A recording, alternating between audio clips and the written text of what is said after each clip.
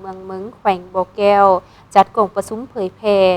นิติกรรมเวียกงานวัฒนธรรมและการท่องเที่ยวให้กับพนักงานและก็แขนงการที่เกี่ยวข้องวันที่23ตุลา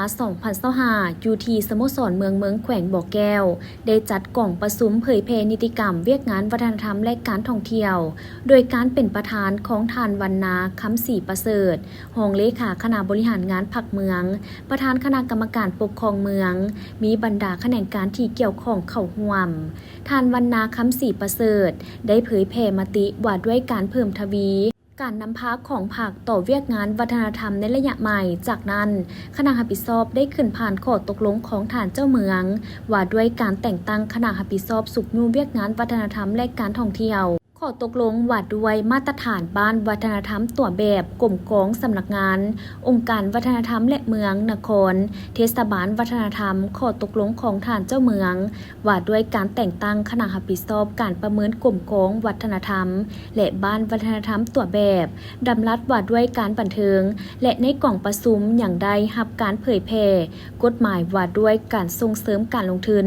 กฎหมายอากรกฎหมายว่าด้วยผังเมืองข้อตกลงว่าด้วยการคุ้มครองสิ่งแวดล้อมในธุรกิจครอบครัววิสาหกิจขนาดน้อยและกลางและแจ้งการของกองบัญชาการป้องกันความสงบเมืองทางนี้ก็เพื่อเป็นการกำหนดหลักการระเบียบการมาตรการเกี่ยวกับการคุ้มครอง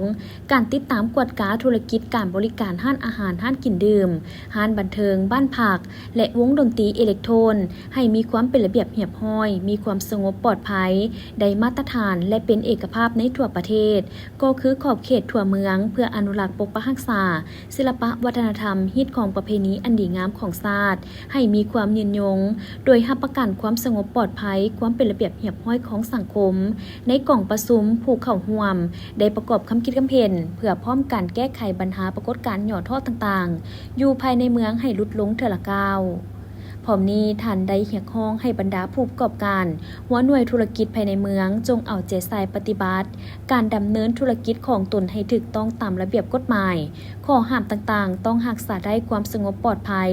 ความเป็นระเบียบเรียบร้อยสะอาดจบงามรักษาได้ปัญหาสิ่งแวดล้อมต่างๆพร้อมนี้ก็ต้องมอบพันธะในการประกอบส่วนต่างๆให้ถูกต้องและสอดคล้องกับระเบียบกฎหมายให้เจ้าหน้าที่ป้องกันความสงบและภาคส่วนที่เกี่ยวข้องสืบต่อลงติดตามกวดขันการปฏิบัติระเบียบการต่างๆของบรรดาเหือนผักห้านอาหารห้านกินดื่มห้านบันเทิงและการเคลื่อนไหวของวงดนตรีอิเล็กโทรนอยู่ภายในเมืองให้เข้มงวด